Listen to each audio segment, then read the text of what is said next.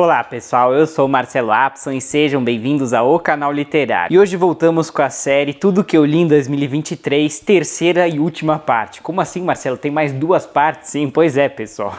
Eu comecei a fazer o vídeo, inicialmente a ideia era fazer um vídeo só. Eu falei, vai dar talvez uns 40 minutos, né? E deu os 40 minutos, só que eu ainda tava no 10º livro. E como eu li 30 livros em 2023, aí eu falei, bom, vai ter que ser em 3 partes. E cá estamos realmente com os 10 ou 11 últimos livros, eu nem contei aqui. E você deve estar se perguntando, poxa Marcelo, como é que você leu tanto e tal? Deve ser porque você trabalha com isso, né? Você não tem um emprego fixo. Não, pessoal, eu tenho um emprego fixo. Inclusive o canal é uma atividade paralela que eu faço aos finais de semana, depois do expediente. E um dos meus segredos, na verdade não é nenhum segredo, porque eu fiz um vídeo que eu vou deixar o link aqui também, 10 dicas para ler mais em 2024. Uma das dicas, uma das mais importantes, é participar de um clube de leituras. Já neste ano de 2024, iremos ler todos esses grandes clássicos da literatura em conjunto. E na verdade está até faltando mais um aqui. Deve estar se perguntando, poxa Marcelo, mas eu não consigo acompanhar tudo isso de leitura no ano. Gente, vocês conseguem isso e ainda mais leituras, porque as nossas metas de leitura são 10 a 13 páginas por dia. E essa é uma segunda grande dica, que é ter metas diárias. 10 a 13 páginas por dia no ano, aí faz as contas, vai dar o quê? Aí umas, sei lá, 5.000 páginas. E não precisa de muito para ler 10 a 13 páginas por dia. É 10 minutinhos aí todos os dias você bate a meta do clube. Quem quiser saber mais detalhes, o foco aqui é o que eu li em 2023, não é no clube. Eu vou deixar um vídeo explicativo do clube aqui na descrição. Daí você pode se inscrever no clube, tem mais detalhes, como funciona. Eu tô inclusive falando do clube porque em 2023 nós tivemos uma versão do clube e eu inclusive apresentei os livros na primeira parte dessa trilogia. Eu vou deixar os links das outras partes aqui, se você está chegando aqui pela terceira parte. Você também pode assistir, porque em cada vídeo eu tô falando de livros diferentes. Então se você quiser assistir fora de ordem, eu acredito que não haja problemas. Mas se você for mais metódico e quiser seguir a ordem, tem aqui a parte 1 e 2 na descrição. Sem mais delongas, vamos lá. Bom, pessoal, tentando ir em ordem cronológica, uma das primeiras leituras que eu fiz em 2023, se eu não me engano foi uma das primeiras, foi O Deserto dos Tártaros, do italiano Dino Buzzati. Foi uma grata surpresa. Esse aqui foi um presente de vocês, queridos inscritos, e eu já tinha ouvido falar, né, dessa grande obra, tanto que eu coloquei na minha wishlist, vocês me presentearam com ela. Talvez não nessa rede, mas nas outras, é uma das minhas resenhas mais populares, atingindo aí mais de 1 milhão de visualizações. E realmente todo mundo que lê gosta. Porque é uma obra muito profunda, muito reflexiva. E você já deve estar se perguntando, mas Marcelo, o que diz a obra? Aqui nós temos o jovem tenente Giovanni Drogo, que ele é transferido para o Forte Bastiani para defender a sua pátria de uma possível invasão bárbara no norte. E num primeiro momento ele está super animado, ele é transferido para o forte e ele fala, bom, agora eu vou ganhar minha tão sonhada promoção, só que o que ele encontra lá é um museu de pessoas. Muitos anos esperando esses tais bárbaros aparecerem e jamais aparecem. E evidentemente, como um jovem aí de seus 25 anos, ele logo se desanima, ele fala, eu quero ação, né? Quero medalhas, quero derrotar o inimigo, né? Dali 1 ou 2 dias ele fala com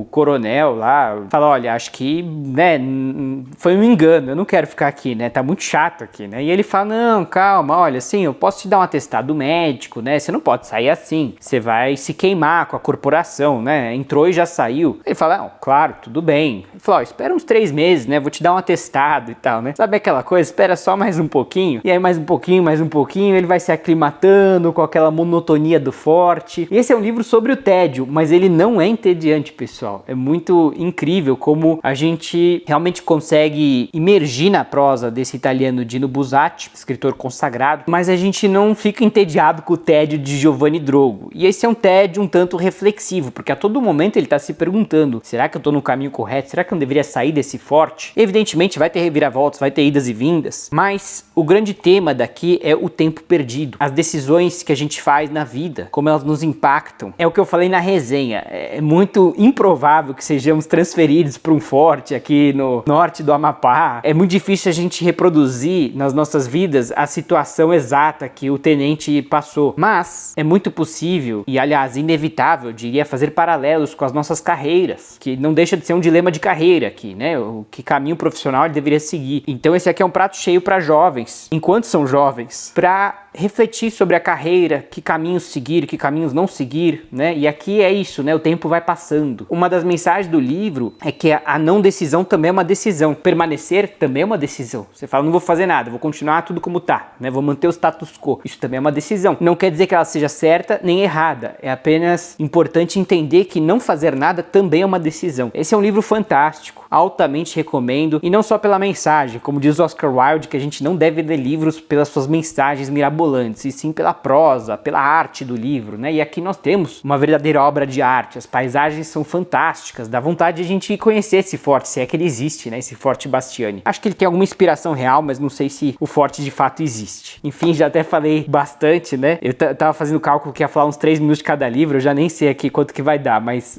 na média tá dando um pouco mais. Tem resenha completa no canal, quem tiver esse interesse. Bom, pessoal, nosso querido bookster Pedro Pacífico é um influenciador literário que eu admiro muito e eu sigo ele nas redes sociais. Logo que ele lançou o livro, no primeiro momento eu pensei não ficção, né? Será que vai ser interessante? Porque eu gosto da não ficção, mas eu tenho uma predileção pela ficção. Só que aqui temos um registro praticamente autobiográfico e é uma não ficção muito interessante porque de fato são situações da vida que ele passou, e especialmente sobre pessoas LGBT, numa sociedade ainda muito machista, né? Com aqueles valores da masculinidade tóxica, o que é um homem, o que não é um homem, né? Os sofrimentos pelos quais ele passou, né? Como homem gay que demorou para se assumir, tanto para si como para a sociedade, né? E os desafios e percalços que ele enfrentou, e achei particularmente muito interessante como ele vai mostrando que desde a infância ele já tinha essa preferência sexual, contrariando, né? Uma tese muito louca que as pessoas têm por aí de que é uma escolha, né? A pessoa pode realmente escolher qual orientação sexual ela vai ter. Isso é um absurdo e de fato é sabido hoje que desde a infância a criança já apresenta sinais. Evidentemente que entre a infância e a adolescência há períodos de experimentação e tudo mais, mas o fato é que isso é algo que está dentro da pessoa. Cabe a todo mundo apenas respeitar, né? Ninguém tem que ditar o outro o que ele deve ser ou fazer. Cada um tem que viver sua vida e ser feliz do seu jeito. E ele escreve muito bem, pessoal. E é realmente tocante e triste em vários pontos, né? Como ele sofreu nas suas palavras, o desgaste de ter que ter uma máscara, digamos, né? Inclusive ele citou o livro Confissões de uma Máscara, que eu comecei a ler, mas confesso que abandonei porque entrou outras leituras, talvez eu retome. Não estava ruim, estava um pouquinho entediante o Confissões de uma Máscara, né? Do Mishima. Mas eu devo retomar. É impressionante o repertório do Pedro, porque ele está a todo momento citando outros autores clássicos, né? E acima de tudo é um registro autobiográfico, não só da sua questão da sua sexualidade, como também de toda a sua trajetória profissional, e especialmente como leitor. Isso eu acho que é um ponto alto aqui também da narrativa, que é a sua trajetória como leitor. Acho que todo mundo que gosta de livros gosta de saber como é que as outras pessoas entraram nesse mundo, então aqui ele vai adentrando nesse terreno. Faz um tempo que eu li, por isso eu até tô tentando lembrar de mais coisas para dizer desse livro, só posso dizer que eu gostei bastante, altamente indico para quem quiser conhecer um pouco mais sobre a vida dele, mas não só, eu acho que tem mensagens importantes, é um livro muito rico. Eu tô até com vontade de reler, pessoal, porque eu lembro que eu devorei esse livro, eu li em pouco tempo. Ele coloca fotos aqui, né, da família, da infância, então você vai conhecer ele bem de perto. Eu tive a honra e o prazer de entrevistá-lo e ele é uma pessoa super humilde, bondosa. Eu desejo tudo de melhor para ele. Eu acho que eu sinceramente espero que ele possa superar todos os sofrimentos que ele passou e que ele só possa ter alegrias. E esse 30 segundos sem pensar no medo, né, é o título da obra, aliás, também, olha que capa bonita, né, um trabalho primoroso aqui da editora Intrínseca. Uma edição muito bonita. Esse 30 segundos sem pensar no medo se refere à sua sensação antes de se abrir, né? De sair do armário, como se diz no jargão hoje em dia. Porque mal consigo imaginar o desespero que ele deveria sentir ao confessar para seus pais. Algo que hoje é mais, talvez, socialmente aceito, apesar de que também não faz muito tempo que parece que ele saiu do armário para os pais, mas ainda é uma sociedade muito repressiva, né? Então aqui talvez remete a uma estratégia de não pensar no medo, né? Por 30 segundos a pessoa de repente pensar, eu vou tomar essa decisão, preciso fazer isso, não vou pensar o que vai acontecer, se não sei o que, e vai lá e faz, né? Então toda essa ansiedade que ele sentia, inclusive ele é uma pessoa ansiosa, e eu me identifico nesse ponto porque eu também sou uma pessoa muito ansiosa, não consigo imaginar como deve ter sido para ele todo esse processo. Mas aqui você pode acompanhar em detalhes, quer dizer, obviamente que a gente pode imaginar, mas eu parto daquele pressuposto de que, como eu não passei por essa situação, eu posso até talvez ter uma centelha, digamos, né, de uma imaginação do que foi o processo, mas só quem viveu esse processo acho que tem o direito de dizer eu sei como é, né? Como eu não vivi esse processo, eu não faço parte da comunidade LGBT, eu tenho o maior apreço por todos eles, mas por isso que eu digo que eu não sei exatamente como foi esse processo, evidentemente eu li a obra e gostei muito, então altamente indico. Pessoal, temos O Lobo da Steppe de Hermann Hesse, também foi aí, se não uma das primeiras, né, talvez no primeiro semestre, eu preciso até ver quando que eu publiquei a resenha, já nem lembro, né. Temos aqui O Lobo da Steppe do Hermann Hesse, e eu comecei o Hermann Hesse através de Siddhartha, e posso dizer que gostei mais de Siddhartha do que do Lobo da Steppe, mas eu também gostei bastante do Lobo da Steppe. E aqui nós temos um tal de Harry Haller, que alguns poderiam dizer que é o próprio Hermann Hesse, né, HH, né, muito parecido, Hermann Hesse, Harry Haller, que é o tal do Lobo da Steppe, um homem aí de seus 50 anos, na meia-idade, e tem essa crise de meia-idade, né, ele é um personagem bem niilista, bem depressiva, tétrica, e é alguém que não consegue se conformar com o estilo de vida burguês. Isso quer dizer formar família, se casar, ter filhos, ter o seu próprio negócio, né, o seu sucesso, o dinheiro, né, enfim, tudo aquilo lhe parece algo completamente removido da sua existência, assim, ele não consegue se imaginar conformando com esse estilo de vida burguês. Então é alguém que não se adapta na sociedade, né, e ele está a todo momento imerso nos seus livros, mas também nas substâncias ilícitas, no álcool, prazeres carnais, mas a gente sabe que ele não está feliz. Aliás, ele está realmente pensando, contemplando tirar sua própria vida, porque ele já não vê mais propósito em tudo isso, até que ele conhecerá a Hermínia é a contraparte feminina dele, é tudo que ele não é, mais desenvolta, né, mais espontânea, talvez aquele aspecto feminino que lhe falta na sua vida, sem o qual ele estava incompleto, e ela vai, de certa maneira, tirar a carranca dele, fala, por que você é tão sério, você se leva muito a sério, você leva a vida muito a sério, e ela não discorda do seu niilismo, de certa maneira, né, ela também, digamos, tem essa perspectiva mais agnóstica da vida, só que talvez, como nas palavras de Freud, ok, digamos que não haja nada maior, digamos que não haja Deus, não haja um propósito maior na vida, mas por que morrer por isso, né? Não é melhor viver? Tá bom, digamos que a vida não tenha sentido intrínseco, por que você deve, né, se roer por causa disso? São perspectivas muito interessantes, evidentemente vai ter embates de ideias, né? Tem aqui um aspecto onírico forte na obra, tem fantasias ou talvez alucinações durante o uso de possivelmente o que seriam substâncias ilícitas, já faz tempo que eu li, gostei bastante, mas eu achei o Siddhartha mais reflexivo ainda, pelo menos conversou mais comigo na época que eu li, né? Pode ser que se eu também tivesse lido Lobo da Steppe eu também teria sentido essa afinidade, mas o fato é que Siddhartha me pegou numa época que eu tava mais precisando daquilo, daquele autodescobrimento. E eu tenho resenha dos dois aqui no canal, é só você procurar Hermann Hesse, Siddhartha, o canal literário, você vai me encontrar, ou o Lobo da Steppe, os dois têm resenha completa. Eu recomendo os dois, tá, pessoal? Eu gostei mais de Siddhartha, mas muita gente prefere o Lobo da Steppe, são apenas preferências pessoais. Tenho aqui Demian na estante, eu acho que eu coloquei pra esse ano. Se eu não coloquei, talvez não oficialmente, mas extraoficialmente digo que tá nos meus planos, talvez ler Demian, porque também não é tão grande ainda neste ano. Hermann Hesse é um autor prêmio Nobel de literatura, né? Sempre é um prazer lê-lo. Ele tem um quê dessa autoajuda, e quando eu falo isso as pessoas até se ofendem, porque hoje virou uma coisa pejorativa, autoajuda. Mas eu não consigo pensar em outro termo, porque ele realmente te faz refletir sobre o que é a vida, o seu propósito, só que não de uma maneira coach, né? Talvez isso que deturpou toda a coisa aí. Eu acho que reflexões existenciais são fundamentais, elas conversam com o nosso ser mais essencial. A questão é ter a humildade de não oferecer respostas prontas, porque é impossível você oferecer uma resposta pronta sobre qual o sentido da vida, né? Eu sempre falo que as perguntas são mais importantes que as respostas. Essas obras realmente nos convidam a pensar nessas questões. Eu às vezes falo autoajuda, mas sem a menor intenção de criticar o autor. Bom, pessoal, tô trazendo aqui duas obras do Kafka, Carta ao Pai e O Processo. Eu li O Processo, depois li Carta ao Pai, e eu vou explicar o porquê. Vou começar pelo Processo. Essa obra, O Processo, ela vai tratar de um tal de Joseph K. Se a gente for ver, esse K parece até de Kafka, né? É fato que os autores acabam se colocando muito nas suas próprias ficções, né? Eu volto, desculpa repetir esse ponto, mas é muito verdadeiro. As pessoas às vezes pensam que ficção é só ficção, são historinhas. São, mas ao mesmo tempo há muito do próprio autor na ficção. Muitas vezes são autobiografias distorcidas, talvez, né? Personagens diferentes, contextos diferentes, às vezes até realismo mágico, situações impossíveis, mas no impossível há elementos da vida do autor. E particularmente diria diria eu, psicanalíticos. E o que a psicanálise vai trazer nesses contextos é a questão do deslocamento, da projeção, né? Às vezes o autor está querendo contar aspectos da sua vida, mas ele vai camuflar através de outros contextos. Nós vamos chegar lá. Essa aqui foi uma resenha bem longa que eu fiz, eu acho, para uma obra razoavelmente curta. Você pode conferi-la também, tenho ela na íntegra aqui no canal. E aqui temos esse tal de Joseph K, que é um pobre coitado que de repente ele é acusado de alguma coisa. Nem ele sabe do que está sendo acusado, nem mesmo seus acusadores sabem exatamente do que ele está sendo acusado. Como assim, Marcelo? Sim, o que se sabe apenas é que seu processo é grave e que ele deve se reportar às autoridades. Aqui a cena inicial, ele está em seu quarto, na pensão de uma senhora, e de repente os policiais vão lá e falam: o senhor está detido. A todo momento tem muito essa questão de um transtorno obsessivo compulsivo. As personagens são muito neuróticas, com detalhes aparentemente fúteis. Por exemplo, logo no questionamento ele fala: posso me sentar? Né? Aí o inspetor fala: melhor não.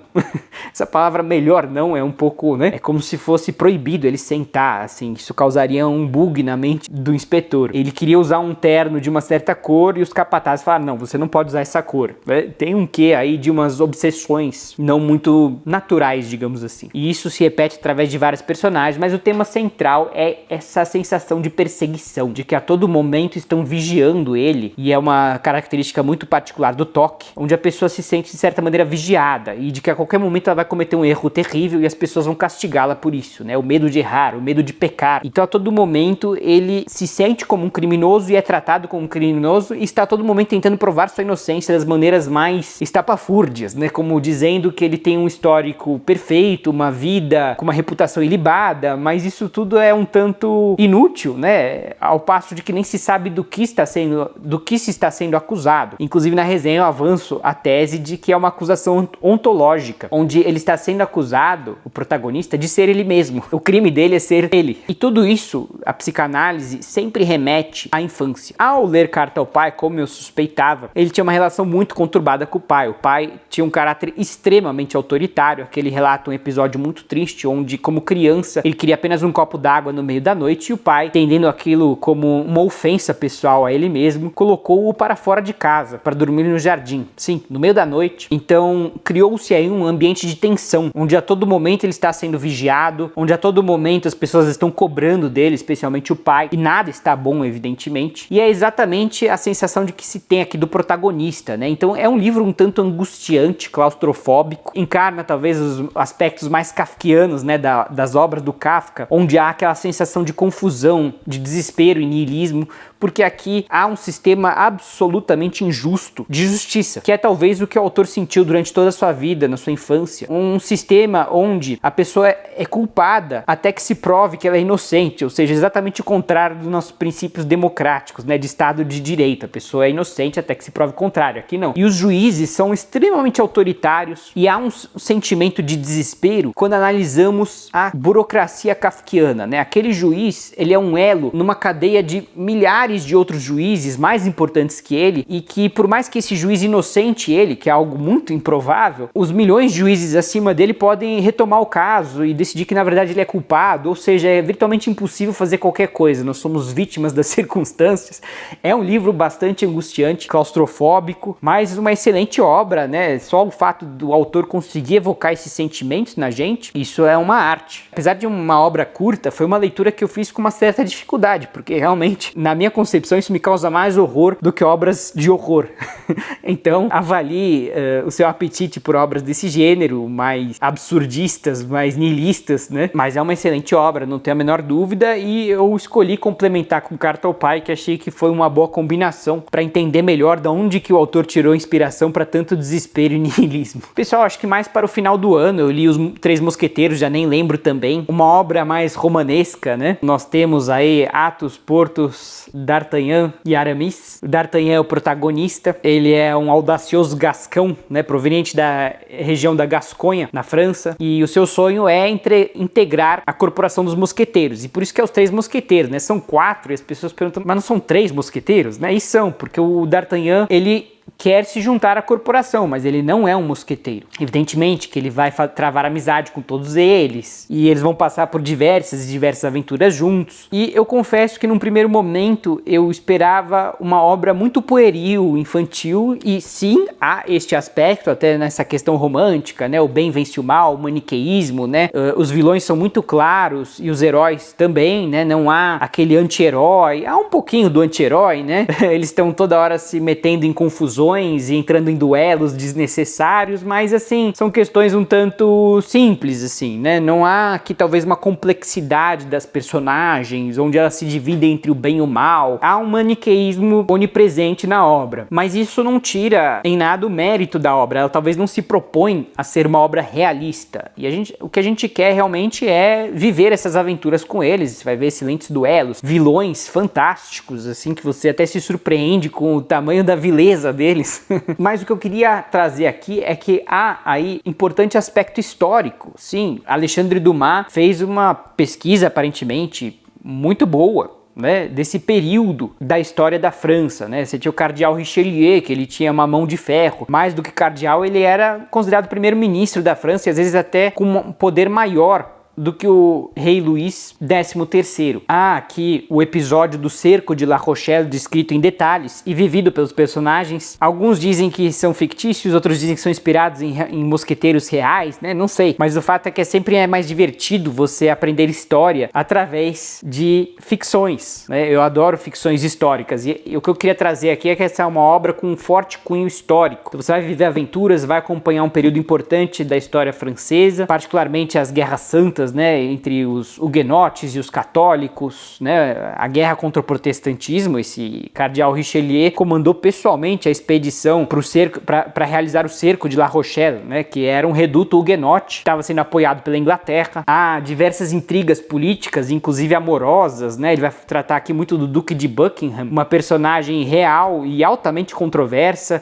Também, se eu não me engano, ele era primeiro-ministro da Inglaterra, mas ele tinha um caso com a esposa do rei Luís XIII, a Ana da Áustria. Ele tinha um caso amoroso com a rainha da nação rival. Imagine o problema que isso pode causar e a inconsequência dele.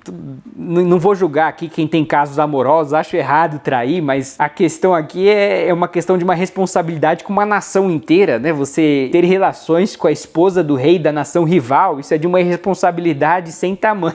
Isso vai levar as duas nações a se digladiarem, tudo por causa dos caprichos desse Duque de Buckingham, que chegou até a ser empichado pelo parlamento. Então você tem um forte cunho histórico muito interessante. Você vai viver grandes aventuras. Tem resenha completa aqui no canal, fortemente indico. Eu me diverti demais nessa leitura, apesar de, como eu disse, esse tom infantil. Na verdade, esse tom infantil é o que talvez dá mais alegria à obra, né? Um bom tom, e ao mesmo tempo que você aprende história francesa e inglesa também. Bom, pessoal, aqui temos 3 livros. Temos esse tomo da Martin Claret, temos Frankenstein, o Médico e o Monstro e o Drácula, e eu li meio que seguido, né? Comecei com Frankenstein, aí eu falei, puxa, legal, né? Vamos pro Médico e o Monstro. Aí eu terminei o Médico e o Monstro, falei, vamos pro Drácula. E quando fui ver, terminei toda a obra. Aqui nós temos mais de 750 páginas. É uma edição grandinha, 3 em 1 da Martin Claret. Gostei bastante dessa edição, infelizmente não sei dizer das outras edições. As pessoas vão me perguntar, Marcelo, por qual você recomenda? Olha, eu gostei bastante dessa que eu li, porque eu já li 3 obras de horror numa só, né? Mas eu não sei dizer das outras porque eu também não li. Numa releitura eu possivelmente pegaria outras edições só pra comparar, mas eu gostei bastante. Talvez poderiam ter mais notas de rodapé, tá, pessoal? Mas uma bonita edição, sobretudo, né? E quem me conhece aqui sabe que eu não sou muito fã do gênero horror, então tentando talvez testar novas fronteiras, digamos assim, explorar novos territórios, falei, vamos fazer uma incursão, hein? E fiz, e só posso dizer que adorei. Eu tive más experiências com Lovecraft, mas também diria que o Lovecraft talvez eu não tive sorte, não escolhi os contos corretos dele, né? Eu ainda vou dar mais uma chance pro Lovecraft, mas eu gostei muito das 3 obras, todas do gênero gótico, horror talvez também se encaixe. E aqui Frankenstein eu confesso que no começo eu não estava gostando muito, mas ao final eu gostei bastante. E para quem não sabe, Frankenstein não é o nome da criatura, é o nome do pai da criatura, né? O Dr. Victor Frankenstein, um jovem apaixonado pela vida, que quer descobrir os segredos da natureza. Eu gostei muito desse background, eu gostei muito desse fundo histórico da personagem, onde ele vai estudar alquimia, ele está fascinado pela origem da vida. E para quem não sabe, a Mary Shelley é a autora britânica, e parece que ela fez uma aposta com Lord Byron, quem faria a melhor história de horror, num retiro em Genebra, algo assim. Até que os outros fizeram suas obras, mas não foram tão a fundo, só que ela parece que levou a aposta muito a sério, e ela tinha essa curiosidade sobre a origem da vida, e aí ela resolveu fazer essa história de horror de Frankenstein, e que na verdade nos coloca a questão, afinal, quem é o monstro? A criatura ou o Dr. Victor Frankenstein? Porque o que ocorre é que esse Dr. Victor Frankenstein, ele vai se arrepender amargamente de ter criado a criatura, de ter dado origem à criatura, porque ele irá abandonar essa criatura emocionalmente, digamos assim, né? Ele vai se arrepender do que fez e vai falar, poxa, era melhor eu nem ter criado, eu vou fingir que eu nem criei ela. Então vai haver um abandono afetivo e evidentemente essa criatura vai se revoltar contra o seu criador, e cabe a questão, né, de quem é a responsabilidade dos crimes da criatura. Independentemente da resposta, esse Dr. Victor Frankenstein vai se sentir muito culpado de ter dado luz a esta criatura. Altamente indico. Em seguida temos O Médico e o Monstro. É uma obra bem mais curta, é quase um conto, tem umas 100 páginas. E nós temos aí o Dr. Jekyll e um estranho Mr. Hyde. É O Médico e o Monstro. É um caso de crimes ocorridos aí na Inglaterra. Provavelmente não é real, né? Mas estou falando aqui da ambientação. Começam a ocorrer crimes. Um tal de Sr. Edward Hyde começa a cometer crimes pela Inglaterra. E ele tem esse aspecto monstruoso, mas a identidade dele é um tanto desconhecida. E algo une ele a esse Dr. Jekyll, que ele tem uma reputação ilibada. Só que esse Dr. Jekyll, em vida, decide legar todos os seus bens para esse Edward Hyde. E o melhor amigo dele, o advogado Utterson, que faz esse testamento, ele se pergunta, mas você quer dar para esse criminoso que sai por aí fazendo atrocidades? O que você tem na cabeça, né? Você tá louco? Então temos aí um caso de mistério, além de horror, e há temas psicanalíticos interessantes. Eu tenho resenha dos dois, eu só não tenho resenha de O Drácula, que estou para fazer aí nos próximos dias. Eu terminei o Drácula em 2023 e até agora eu não fiz resenha, acho que eu terminei lá por setembro, pessoal. E foi uma leitura sensacional, acho que foi a minha favorita das três. É a maior leitura de todas, acho que tinha umas 400 páginas. E temos aqui um romance epistolar, ou seja, temos aí correspondências, diários, mas você logo sai desses diários, né? A narrativa é muito fluida, em determinados momentos você até esquece que os narradores são as próprias personagens nos seus diários. Você tem diversas personagens, tudo começa com o estagiário, digamos assim, eu que estou colocando esse termo, não aparece aqui, mas é um novo advogado, bem júnior aí, um tal de Jonathan Harker, que ele vai atender um cliente importante seu, o Sr. Conde Drácula, que mora lá na Transilvânia, na Romênia, só que ele é da Inglaterra e ele tem que se deslocar até lá. Ele naturalmente vai fazer uma super viagem até lá no ano 1800 e pouco. Não tinha avião, ele tinha que ir por trem, cavalo, enfim. E ele vai chegando lá na Transilvânia e ele vai pedindo direções para os camponeses, e os camponeses vão falando, para onde você vai? Ah, vou para o castelo do Conde Drácula. Aí eles começam a se persignar, não vá, ele é o diabo, não sei o que. E ele fala, esse pessoal tá louco, é meu cliente, né?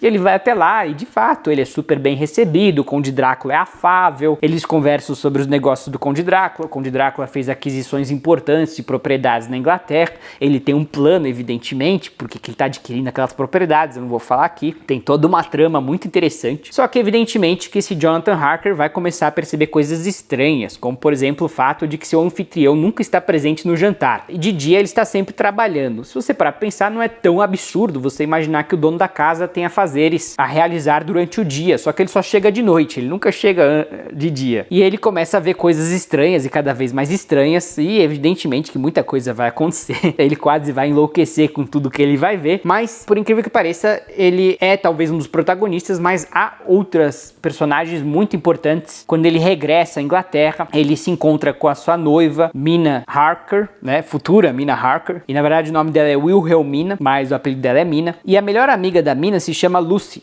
Westenra. Falando assim parece um pouco confuso, mas são personagens tão bem elaboradas que você não vai ter dificuldade em memorizar todas elas se você enfrentar aqui as 400 páginas. E essa Lucy, ela é pretendida por 3 rapazes: Quincy Morris, Dr. John Seward e Arthur Homewood. Só que ela vai escolher um deles, eu não vou falar aqui qual, mas o que é mais impressionante é que, mesmo derrotados, digamos assim, né, os outros amantes, eles se tornam todos amigos. E na verdade eles vão formar um grande time, junto com o professor Dr. Van Helsing, Abraham Van Helsing, os 4, e ainda junto com o Jonathan Harker e Mina, enfim, vai ter um grupo aí, e eles vão querer derrotar o Conde Drácula. Todos eles vão unir forças, e é realmente muito bonito, trabalho em equipe e tudo mais. Eu vou entrar em muito mais detalhes na resenha, só posso dizer que é um romance aí de aventuras, ele é gótico, né, todos eles são góticos, no sentido de que há um pessimismo inerente em cada obra, né, e existe uma ansiedade muito grande quanto ao futuro, sempre imaginando o pior, então há aí um caráter tétrico de todas as obras aqui descritas, né, como se o dia de amanhã sempre fosse pior que hoje,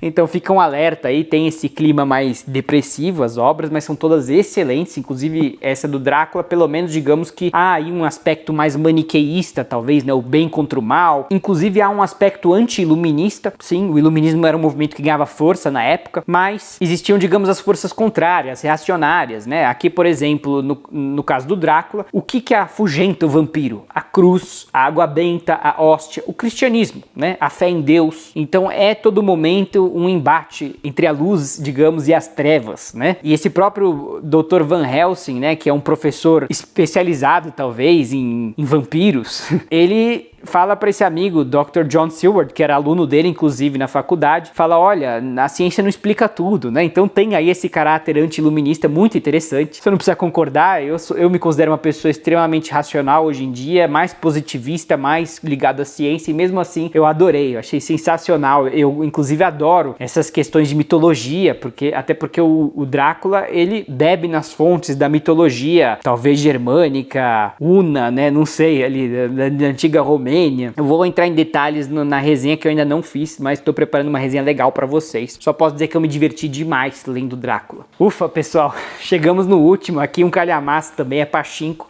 Essa obra eu ganhei no final de 2021, eu acho, logo no começo do canal, uma querida inscrita, que se eu não me engano chama Clarissa, me presenteou e sou grato até hoje, porque eu simplesmente adorei essa obra. Ela é uma obra contemporânea da autora Min Jin Lee. Ela é de origem coreana, mas mora, acho que atualmente em Nova York. E aqui nós temos um verdadeiro romance de gerações, descrevendo o sofrimento dos coreanos, né, de um período que vai aí de mais ou menos 1920 até 1980 e alguma coisa. E esses coreanos vão emigrar da Coreia para o Japão em busca de condições de vida melhor, só que vão sofrer muita discriminação, muito racismo por parte dos japoneses naquela época. Eles serão tidos como cidadãos inferiores, marginalizados, sempre vão ganhar menos que os japoneses, vão sofrer bullying nas escolas, vão viver em bairros em situações muito precárias. Aqui ele descreve esse bairro de Ikaino, eu vou até pesquisar em Osaka, deve ser real, parece que é um bairro muito miserável. Me chocou muito uma passagem onde é descrita que a família em questão, ela tinha uma casa até que razoável para os padrões ali do bairro, só que os vizinhos criavam porcos. Imaginem as questões sanitárias, né, de você criar animais como porcos nas casas vizinhas, questão de contaminação de água, comida. Aqui temos a história de Sunja, desde seu nascimento, né, são várias gerações. Ele começa aqui com uma primeira geração, depois uma segunda, acho que a Sunja já é a terceira geração, já até me esqueci aqui. E ela é uma jovem, pelo menos no começo do livro, porque no final ela já tá bem velhinha, né? Vai passando aí, sei lá, mais de 60 anos desde o nascimento dela. E que, num primeiro momento aí, numa adolescência, ela é seduzida por um homem. Ele parece ser o homem perfeito, ele é mais velho, ele é bem de vida, bonito, tudo aquilo. E ela se envolve com ele, só que depois descobre que ele era casado e já tinha filhos, todos eles no Japão. E por incrível que pareça, esse homem não vai querer abandonar a Sunja, muito pelo contrário, ele jamais esquece ela e convida ela para ser a segunda esposa oculta ali, promete sustentar ela, ele quer continuar com ela. Só que ela não quer nada disso, ela não quer se vender, digamos assim, ela tem os seus valores, seus princípios, só que a questão é que ela é engravida deste homem. Estou falando aqui das primeiras páginas, tá? Esse aqui é um romance bem longo, é interessante vocês saberem como começam as coisas. E ela vive na pensão da mãe, que também é uma viúva, a Yang Jin, e ela trabalha muito, a Sunja, desde criança, ajudando a mãe. Elas vivem no vilarejo de Yongdo, vizinho a Busan, né, a cidade portuária da Coreia, só que num estado de miséria, assim, né, um vilarejo muito, muito simples, todos habitantes muito simples,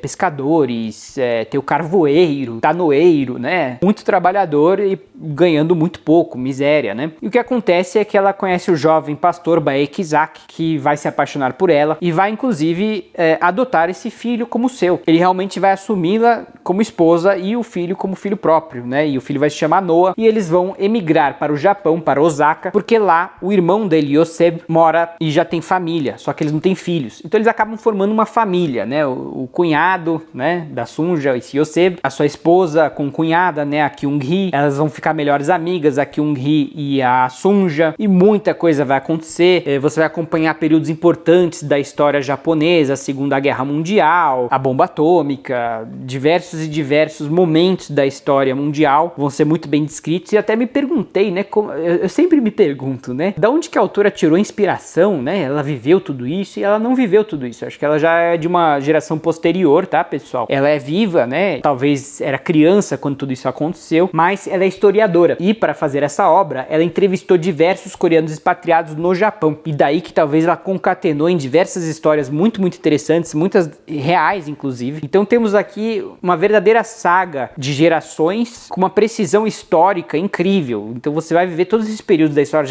japonesa e vai sentir na pele o sofrimento que esses coreanos passaram, as provações, mas também as superações, né? São todas histórias de superações, tem muita tristeza aqui, né? Há diversos infortúnios, diversos reveses, mas uma obra muito realista, muito interessante. Eu simplesmente adorei e com certeza leria mais da autora. Essa aqui foi uma leitura sensacional. E eu nem acredito, mas acabamos todos os livros que eu li em 2023. Espero que vocês tenham gostado dessa série. Falando de 2024, desejo que seja um ano de mais leituras para todos nós. E aqui da parte do canal vou tentar produzir mais conteúdo, pessoal, porque o canal é um projeto que me traz muita satisfação pessoal. Espero continuar aí até onde eu puder. E se você gostou desse vídeo, não esquece de curtir, se inscreva para mais e não deixe de participar do nosso clube de leituras. As inscrições ainda estão abertas, vagas limitadas. Muito obrigado pela sua audiência, um feliz 2024 e um grande abraço.